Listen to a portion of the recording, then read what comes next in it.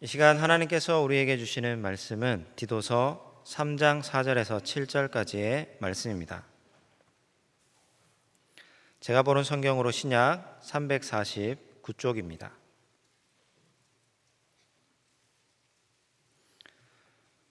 하나님의 말씀을 봉독하겠습니다. 우리 구주 하나님의 자비와 사람 사랑하심이 나타날 때에 우리를 구원하시되 우리가 행한 바 의로운 행위로 말미암지 아니하고 오직 그의 긍휼하심을 따라 중생의 씻음과 성령의 새롭게 하심으로 하셨나니 우리 구주 예수 그리스도로 말미암아 우리에게 그 성령을 풍성히 부어주사 우리로 그의 은혜를 힘입어 의롭다 하심을 얻어 영생의 소망을 따라 상속자가 되게 하려 하심이라. 아멘. 오늘은 성령 강림주일입니다. 우리 교회는 성령 강림주일에 교회 설립 기념을 기념하는 주일로 지키고 있습니다. 성령 강림은 예수님께서 십자가에 죽으시고 3일 만에 부활하셨죠. 부활하신 뒤에 40일 동안 지상에 계셨고 그리고 하늘로 승천하셨습니다. 예수님께서 하늘로 승천하신 후 10일 후 성령 하나님이 이 땅에 강림하셨습니다. 오순절이죠. 오순절날. 예수님의 약속의 말씀을 믿고 기다리며 기도한 사람들에게 성령님이 임하셨습니다. 예수님의 죽음이 두렵고 그래서 도망쳤던 사람들, 예수님의 죽음으로 슬픔에 빠지고 낙심하고 실망하고 절망한 사람들에게, 실패를 경험한 사람들에게 성령 하나님이 임하셔서 그들을 회복시키시고 새롭게 해서 하나님 나라의 복음과 부활의 복음을 증거할 수 있도록 그래서 오셨습니다. 또 세상을 향한 사명을 그들이 감당할 수 있도록 돕기 위해 이 세상에 오셨습니다. 오늘도 슬픔과 낙심과 절망 그리고 실패를 경험한 사람들에게 성령 하나님이 찾아오시는 것입니다. 성령님을 하나님의 영, 그리스도의 영, 진리의 영, 보혜사 성령이라고 부릅니다.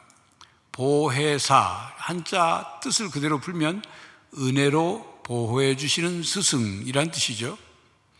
그 뜻은, 보혜사의 뜻은 다른 사람에게 도움을 베풀도록 곁에 부름을 받은 자, 그런 뜻입니다. 변호사나 상담자나 위로자, 격려자, 친구와 같은 그런 사람들을 일컫는 것입니다. 그러니까 성령님은 우리의 삶을 돕기 위해 이 세상에 오셨습니다. 우리가 신앙생활을 시작하게 되고 또 우리의 신앙이 지속되도록 우리의 신앙이 성장하고 성숙할 수 있도록 돕기 위해서 성령 하나님이 이 땅에 오셨습니다. 성령님이 이 땅에 오셔서 가장 먼저 하시는 일은 오늘 본문의 5절 내용 중에 중생의 씻음을 행하십니다. 성령님께서 우리로 하여금 예수 그리스도를 주로 믿게 하고 그리고 고백하게 합니다.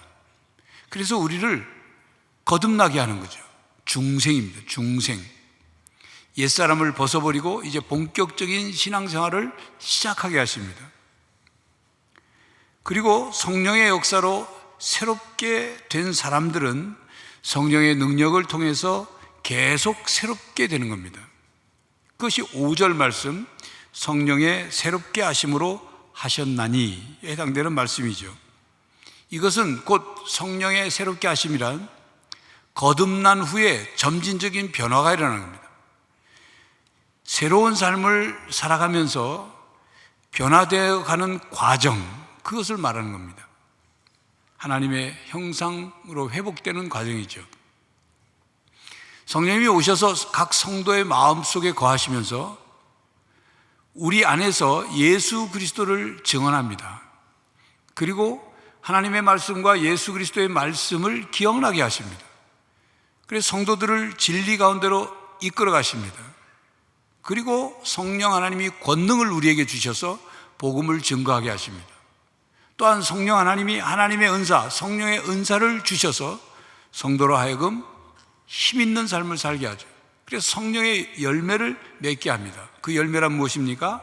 사랑, 희락, 화평, 오래 참음, 자비, 양선, 충성, 온유, 절제, 이런 성령의 열매를 맺게 하십니다. 곧 성령 충만한 삶을 살게 합니다. 성령의 완전한 다스림을 받으며 거룩한 삶을 살게 되는 거죠. 이것을 우리는 성화라 말합니다.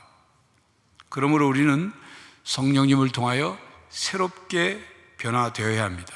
삶을 새롭게 해야 합니다. 삶을 새롭게 한다는 말은 삶의 의미와 목적을 새롭게 한다는 뜻입니다. 우리가 삶을 새롭게 한다고 해서 떠오르는 태양이 새로운 태양으로 바뀌어서 떠오르는 게 아닙니다. 우리에게 주어진 24시간의 시간이 전혀 다른 새로운 24시간이 주어지는 게 아닙니다. 똑같습니다. 그럼 무엇이 다르냐?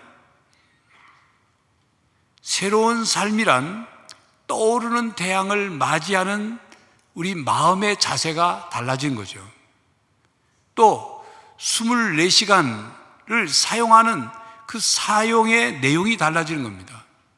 하루를 시작하면서 갖는 마음의 태도가, 삶의 태도가 달라진 거죠. 전에는 자기 중심적인 삶을 살았다가, 그래서 내 삶의 주인은 내가 주인이었지만 이제는 하나님의 나라와 그의 의를 구하는 삶을 사는 것입니다. 그런데 그렇게 하나님 나라와 하나님의 의를 구하며 사는 삶이 우리의 노력과 의지대로 잘 되지 않습니다. 그렇기 때문에 성령 하나님의 도움을 필요로 하는 것입니다. 그래서 성령님께서 나의 삶이 새롭게 되도록 나를 도와주십시오 하고 간구하는 것이고, 그리고 그 성령님께 우리 자신을 믿고 맡기는 것입니다. 그러므로 새롭게 하시는 성령님을 매일 간구해야 합니다. 성령 하나님을 갈망해야 합니다. 우리의 생각을 새롭게 해주시도록, 우리의 마음이 새롭게 되도록, 우리의 삶이 새로워지도록 성령 하나님께 도움을 구해야 합니다. 삶의 현장에서 지치고 메말라가고 낙심하고 절망한, 그리고 상처받고 곤비한 우리의 영혼을 성령 하나님이 새롭게 해주시도록 우리는 갈망하며 기도해야 하는 것입니다. 물론 우리 가족이나 친구나 또는 성도가 나를 위로해 줄 수 있겠죠. 격려해 줄 수 있겠죠. 그러나 우리의 내면 깊숙이 깊은 곳까지, 우리의 영의 깊은 곳까지 통달하시며 새롭게 해주시는 분 성령 하나님 한 분뿐이십니다. 성령님이 이 땅에 오신 것은 우리 각 사람에게 영으로 임하셔서 성령 충만한 삶을 살게 하기 위해서입니다. 고신대 교수인 박영돈 목사의 저서 성령 충만, 실패한 이들을 위한 은혜라는 그 저서에 이런 내용이 나옵니다. 성령 충만하지 않고는 영적으로 처절하게 패배할 수밖에 없다. 죄의 세력을 극복할 수 없으며 그리스도의 풍성한 생명을 누릴 수 없다. 세상 속에 빛을 발하는 그 증인의 삶을 살 수 없다. 이런 내용입니다. 그렇습니다. 성령 충만하지 않기 때문에 우리는 여러 가지 죄를 짓고 죄에 빠지게 됩니다. 거룩하게 살지 못합니다. 성령 충만하지 못하기 때문에 신앙생활을 하면서도 진정한 평안과 기쁨을 누리지 못하는 것입니다. 성령 충만하지 못하기 때문에 그리스도의 풍성한 생명을 풍성히 누리며 살지 못하고 있는 것입니다. 세상 속에서 소금과 빛의 역할을 감당하지 못하는 것이죠. 왜요? 성령 충만하지 못하기 때문에. 그렇기 때문에 신자에게 있어서 근본 죄악은 성령으로 충만하지 않는 것이다. 그래 말했습니다. 빌리 그레이엄 목사님은 성령 충만하지 않은 것은 엄히 징계해야 할 죄악이라고 지적했습니다. 빌리 그레이엄 목사님께 어떤 교회 장로로부터 그런 말을 들었어요. 술에 취한 채 예배에 참석한 교인을 제명했습니다 하는 말을 들었어요. 그 빌리 그레이엄 목사님이 그 말을 듣고는 그 장로님께 이렇게 물었습니다. 그러면 성령 충만하지 않은 채 예배에 참석한 교인에게는 어떤 징계를 했습니까? 이런 질문이었어요. 얘기인즉슨 이런 것입니다. 성경에 술 취하지 말라 방탕한 것이니 오직 성령 충만함을 받으라 라고 했는데, 첫 번째 명령인 술 취하지 말라는 것을 어겨서 그 어긴 일을 제명했다면, 그 다음 두 번째 성령 충만하라는 계명을 순종하지 않고 성령 충만하지 않은 교인에게는 징계해야 마땅한 것 아니냐, 그런 뜻이죠. 자, 정리하면 이런 것입니다. 성령 충만은 우리의 선택사항이 아닙니다. 성령 충만해볼래? 권유사항이 아닙니다. 성령 충만은 성도들의 의무사항이에요. 성령 충만해야 하는 것입니다. 오순절 성령 강림을 통하여 이 세상에 성령 충만한 공동체가 탄생했고, 그것이 교회의 시작입니다. 교회의 주인은 성부 하나님이시고 교회의 머리는 성자 하나님이십니다. 교회의 감독은 성령 하나님이십니다. 성삼위 하나님께서 교회를 통해서 세상을 구원하시고 하나님 나라를 건설하십니다. 그러므로 교회는 하나님 나라를 위해 봉사합니다. 교회가 하나님 나라를 위해 봉사하기 위해서는 교회는 성령 충만해야 합니다. 교회의 감독이신 성령님의 다스리심과 역사하심과 인도하심을 받아야 하고, 교회는 또 성령님의 그 은사 주심을 받고 경험해야 하고, 또 하나님의 나라를 위해 쓰임 받기 위해서 교회는 성령 충만해야 하는 것입니다. 성령 충만한 공동체만이 신앙이 건강하게 성장할 수 있는, 자랄 수 있는 토양입니다. 성령 충만한 공동체 안에서 신앙이 자라고 영적 성장과 그리고 성숙이 이루어집니다. 그러므로 우리는 우리 자신이 성령 충만하기 위하여 기도해야 합니다. 뿐만 아니라 우리 교회가 성령 충만하도록, 우리의 가정이 성령 충만하도록, 내가 속한 구역, 내가 속한 선교회, 내가 속한 신앙 공동체가 성령 충만하도록 하나님께 기도해야 하는 것입니다. 그리고 기도하는 그것으로 전부가 아니라 성령 하나님의 다스리심과 역사하심에 순종해야 합니다. 박영동 교수는 자신의 저서에서 레너드 스윗이 한 말을 인용했습니다. 무슨 말을 했냐면, 기본적으로 교회가 세상에 줄 수 있는 것은 그리스도와 공동체뿐이다, 이런 말이에요. 그런데 그리스도와 공동체는 두 개가 아니라 하나로 봐야 한다, 그 말입니다. 그리스도와 그의 몸인 공동체는 분리할 수 없기 때문이죠. 머리와 몸을 분리할 수 없듯이 그리스도는 그 몸의 공동체 안에서, 그리고 그 공동체를 통해서 세상에 역사하십니다. 몸이 존재 방식이라는 점에서 그리스도는 공동체로 존재하십니다. 여러분, 그렇기 때문에 예수님께서 바울 되기 전 사울이었을 때 예수 믿는 사람들을 그렇게 잡아다가 옥에 가두고 핍박하고 죽이는 일에 앞장섰죠. 그 사울이 다메섹으로 가는 길에 예수님이 나타나 뭐라고 말씀하십니까? 사울아 사울아 왜 나를 핍박하느냐 그러셨어요. 예수님을 믿는 사람들과 한 몸으로 인식하셨어요. 한 몸으로 말씀하셨습니다. 예수님을 믿는 사람들이 핍박받는 것, 곧 예수님이 핍박받는 것이었어요. 그리스도와 그리스도의 몸의 각 지체는 한 몸입니다.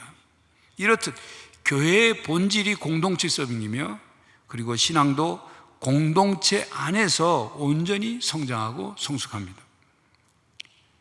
최근 우리 교단 총회가 실시한 코로나19 팬데믹 이후 한국교회 변화 추적 조사 결과가 발표됐습니다. 사회적 거리두기가 완전히 해제되어도 온라인 예배를 드리던 예배자들이 71%가 현장 예배 참석을 주저하고 있다는 것이 확인됐습니다. 이것은 코로나 감염 위험 때문에 교회 성전에 나오지 않는 것이 아니라 그동안 2년 반 동안 온라인 예배에 너무 익숙해지고 편리해져서 교회 성전에 안 나가도 된다는 생각을 가진 거라는 것입니다. 우리 교회는 코로나19 팬데믹 이전의 교인들 출석률의 40%가 아직 성전으로 나오지 않고 온라인으로 예배를 드리고 있습니다. 각 개인의 형편과 상황이 있겠죠. 성전에 나올 수 없는 어떤 상황과 형편이 있겠습니다. 그러나 앞에 말씀드린 것처럼 기독교 신앙은 공동체 안에서 많이 자라고 공동체 안에서 성장하고 성숙합니다. 2년 반 동안 코로나19 팬데믹이라는 특수 상황에서 온라인으로 예배를 드릴 수밖에 없는 그런 상황이 있었지만 언제까지 그렇게 신앙생활을 할 수 없습니다. 함께 모여 예배하고 함께 찬양하고 함께 기도하고 함께 하나님께 영광을 올려드려야 합니다. 함께 하나님 말씀을 듣고 배우고 가르쳐야 합니다. 함께 복음을 전해야 합니다. 함께 그리스도의 몸된 교회를 섬기며 봉사해야 합니다. 함께 세상을 향하여 봉사해야 합니다. 함께 성도가 서로 깊은 영적인 교제를 통해서 서로를 세워줘야 합니다. 이게 바로 성령 충만한 공동체가 되는 것입니다. 이것이 교회 설립 기념주의를 지키는 의미인 것입니다. 그리고 우리가 회복해야 할 공동체입니다. 코로나19 팬데믹을 겪으면서 우리는 제3 확인한 것이 있습니다. 그것은 교회가 세상 속에 있다는 사실입니다. 그동안 몰랐던 게 아니죠. 교회도 재난의 대상에서 제외될 수 없다는 것, 교회도 똑같이 고통을 겪을 수밖에 없다는 것, 우리가 겪은 일이에요. 기독교 초기 교회도 역병을 겪었습니다. 1세기 전염병은 어떤 때는 매일 1만 명 이상이 희생되는 그런 역병이었어요. 165년부터 180년까지 15년 동안 지속된 안토니우스 역병은 로마 제국 전체 인구의 25%에서 30%의 인구가 죽는, 희생당하는 그런 역병이었어요. 또 249년부터 262년까지 13년 동안 계속되었던 키프리아누스 역병은 안토니우스 역병 때보다 더 많은 희생자들이 생겼습니다. 우리가 잘 아는 마르크스 아우렐리우스 황제도 바로 이 역병으로 죽은 거예요. 이 역병이 절정에 달했을 때 로마시 인구는 5천 명이 죽었다고 합니다. 역병은 로마 사회의 위기였고 또 교회의 위기였습니다. 안토니우스 역병이 유행할 때 당시의 황제는 데시우스 황제였는데 그 데시우스 황제는 기독교를 무척이나 박해했던 황제였어요. 그러니까 초기 교회, 초대 교회는 역병이라는 위기뿐만 아니라 교회 핍박이라는 이 위기, 이 이중 위기를 겪었던 것입니다. 그러면 초기 교회가 어떻게 했을까요? 그런 가운데도 초기 교회, 초대 교회는 재난의 원인이 무엇인가를 분명히 밝혔어요. 그리고 도피가 그 도피로서 최선의 그 방책이 될 수 없다는 것을 깨달았어요. 그리고 어떤 일을 했느냐 하면 역병으로 병들어가고 죽어가는 사람들을 도왔어요. 구제했어요. 이웃사랑을 실천한 거죠. 팬데믹 속에서 교회의 사명과 역할을 감당한 것입니다. 그 결과 역병이 끝난 뒤에 많은 이교도들이 바로 기독교로 개종을 하고 그리스도인들이 되었습니다. 많은 기독교인들이 증가했어요. 성도 여러분, 이처럼 이제 우리는 코로나19 팬데믹을 겪으면서 세상 속에서의 교회의 사명과 역할을 다시 한번 깨달아야 합니다. 그리고 그 사명과 역할을 실천하는 그런 교회가 되어야 하는 것입니다.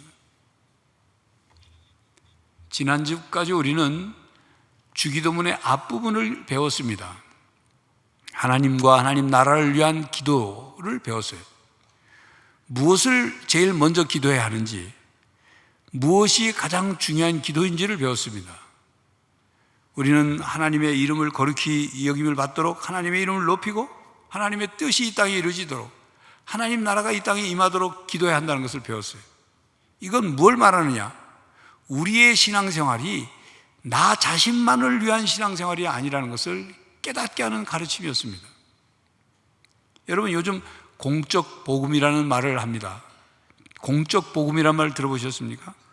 공적 복음에 반대되는 말은 사적 복음입니다. 사적 복음의 의미는 이런 거죠. 개인 구원에만 초점을 맞추고 하나님 나라를 개인적이고 사적인 영역에 제한하는 그런 복음으로 알고 그렇게 받아들인 거예요. 그걸 사적 복음이라고 표현한다면, 공적 복음은 나를 넘어서, 그리고 하나님의 사랑으로 이웃을 사랑하는 것을 넘어서 열방을 향하고 하나님의 창조 세계를 향하여 하나님의 통치가 이루어지도록 영역을 넓히는 복음을 말합니다.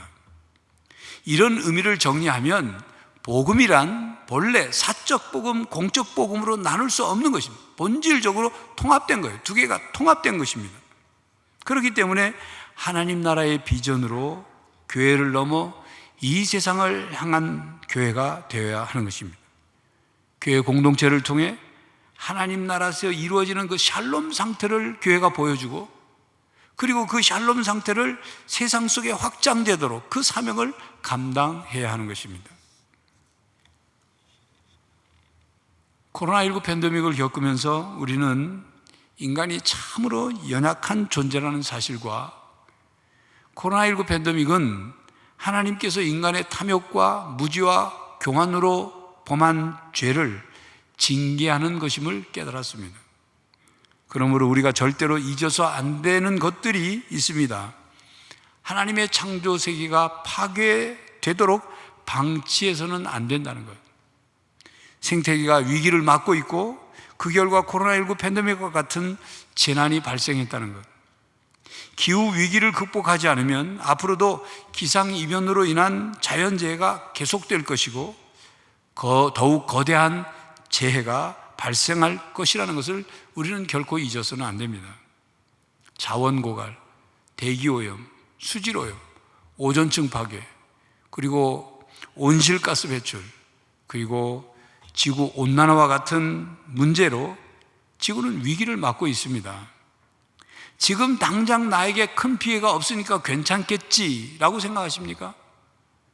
이 모든 문제들이 우리의 생명을 위협하고 있고, 더 나아가 지구의 멸망을 재촉하고 있는 것입니다. 우리의 자녀들, 우리의 손자, 손녀들이 살 세상은 고통과 신음과 탄식하는 세상이 될 거라는 것, 그건 우리 결코 잊어서는 안 돼요. 이 문제를 우리가 노력하지 않으면 안 되는 겁니다. 그러므로 우리는 새롭게 하시는 성령님을 통하여 우리의 삶의 중심을 바꿔야 합니다. 인간 중심에서 하나님 중심으로 바꿔야 합니다. 물질주의적 중심에서 생명 중심적 가치관으로 바꿔야 합니다. 각 나라 중심에서 하나님 나라 중심으로 바꿔야 합니다. 탐욕적인 삶에서 절제하는 삶으로 바뀌어야 합니다. 하나님 나라가 이 땅에 임하시는 것은 그저 나 마음만 평안하고 내 마음이 기쁜 것, 그것만을 의미하는 것이 아닙니다. 앞으로도 예기치 못한 재난이 찾아올 것입니다. 이런 것들을 생각하면 우울하고 답답하고 낙심하게 되고 절망이 됩니다. 그런 가운데서도 우리는 하나님께 소망을 둬야 합니다. 하나님께서 하나님 나라를 완성하실 그 종말의 때를 우리는 소망해야 합니다. 우리는 하나님께 끝까지 소망을 둬야 합니다. 우리의 삶과 역사를 주관하시는 분이 하나님이시며, 예수 그리스도를 통해서 세상을 구원하시는 분도 하나님이시고, 성령 하나님을 통하여 우리를 새롭게 하시고 온 세상을 새롭게 하시는 분도 하나님임을 믿고 하나님께 소망을 둬야 합니다. 하나님의 손 안에 희망이 있고, 그리고 미래가 달려있기 때문입니다. 하나님은 성령님을 보내시어 온 세상과 우리들을 새롭게 하시기를 원하십니다. 시편 104편을 보면 하나님께서 세상을 창조하시고 그 안에 모든 생물들을 보살피시는 하나님에 대한 찬양과 고백이 담겨 있습니다.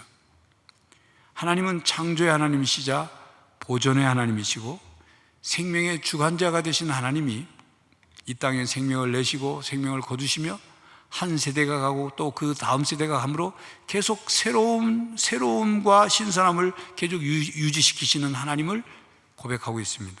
그러면서 30절에 주의 영을 보내어 그들을 창조하사 지면을 새롭게 하시나이다, 이런 말씀이 있습니다. 하나님은 성령님을 통하여 온 세상을 새롭게 하시기를 원하십니다.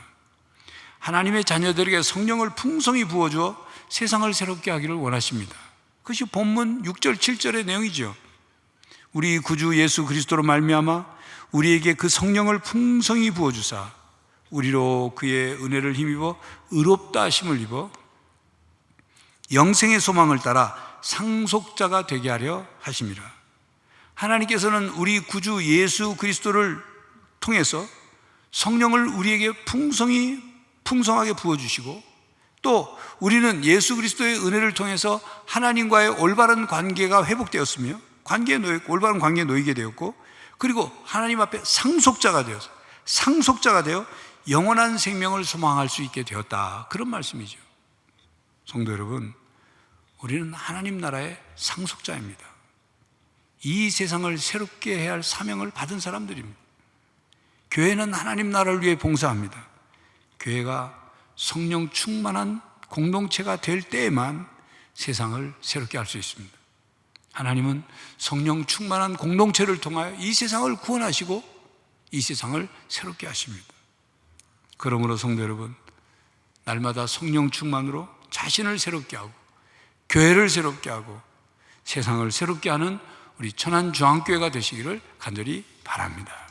기도하겠습니다. 하나님, 우리를 자녀 삼으시고 우리를 새롭게 하여 하나님의 백성으로 상속자로 살게 하시니 감사합니다.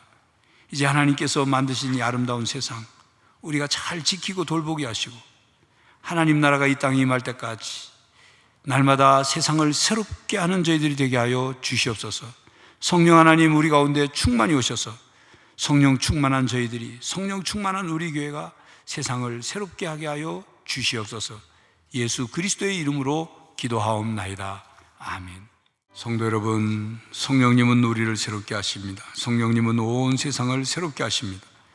성령 충만한 교회가 되어 세상을 새롭게 하는 우리 천안중앙교회가 되기를 간절히 바랍니다. 지금은 우리 주 예수 그리스도의 은혜와 하나님 아버지의 사랑과 성령 하나님의 교통하심과 새롭게 하심이 성령 충만하여 세상을 새롭게 하며 살기로 다짐하는 모든 성도들과 가정과 삶의 현장 위에, 그리고 주의 몸된 교회 위에 이제로부터 영원히 함께 하시기를 간절히 축원하옵나이다. 아멘.